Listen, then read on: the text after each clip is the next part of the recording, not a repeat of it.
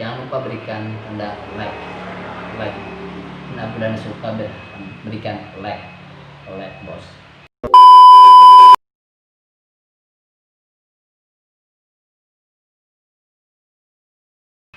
Oke, di video kali ini saya ingin bahas tentang pembinaan dan pengembangan cara kita berbahasa Indonesia.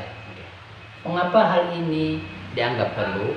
Yang pertama, yaitu tidak dapat dipungkiri bahwasannya masih banyak warga negara Indonesia yang tidak mampu memahami serta menggunakan bahasa Indonesia itu dengan baik dan benar. Yang kedua, masih banyak warga negara Indonesia yang masih merasa malu dan gengsi untuk menggunakan bahasa Indonesia. Bahkan mereka merasa bangga dengan menggunakan bahasa asing.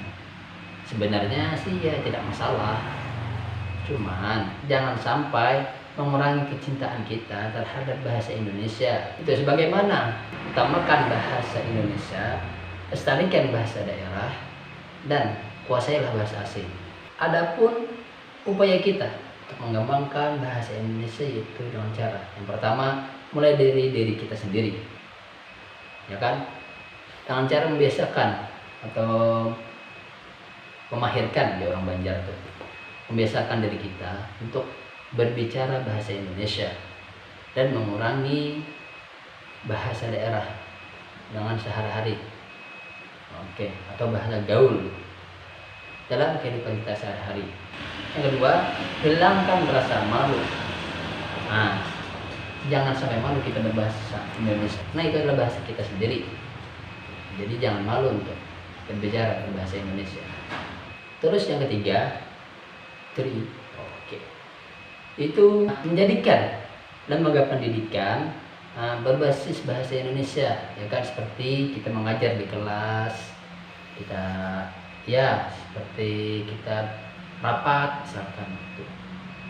Yang keempat, menggunakannya di forum-forum resmi atau situasi yang formal. Sering kita mendengar, gunakanlah bahasa Indonesia dengan baik dan benar, dan juga harus disesuaikan juga dengan tempatnya atau kondisinya, di mana kita berada, dengan siapa kita berbicara. Oke, lanjut ke pembahasan berikutnya, yaitu ragam bahasa Indonesia.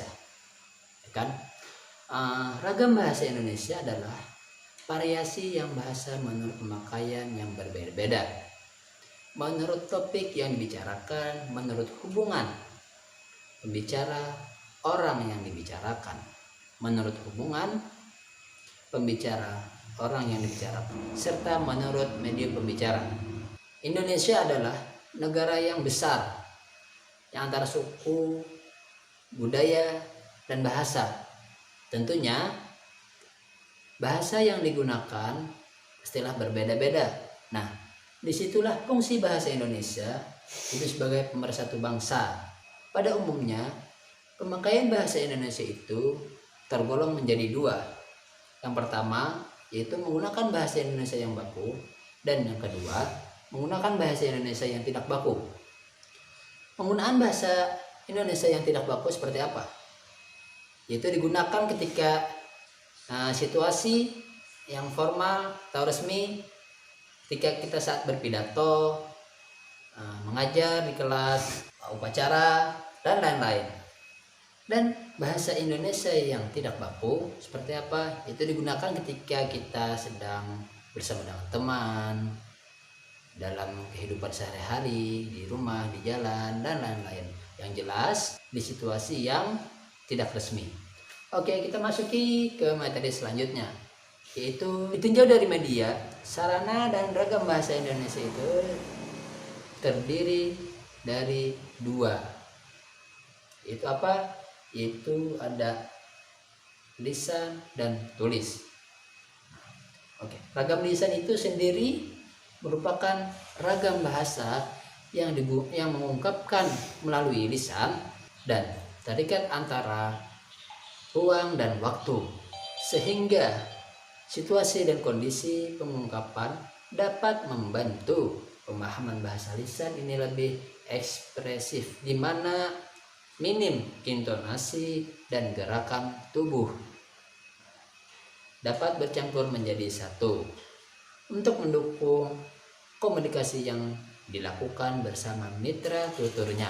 Sedangkan ragam tulisan merupakan bahasa yang melalui media tulisan, dan pemakaian ragam tulisan ini tidak terikat dengan ruang dan waktu, sehingga diperlukan kelengkapan struktur agar dapat dipahami dengan mudah dan benar. Sekian dari saya. Jangan lupa like and subscribe, like dan komen di bawah, dan komen silahkan tulisan komentar Anda seperti apa. Oke, salah hilapnya mohon maaf. Wassalamualaikum warahmatullahi wabarakatuh.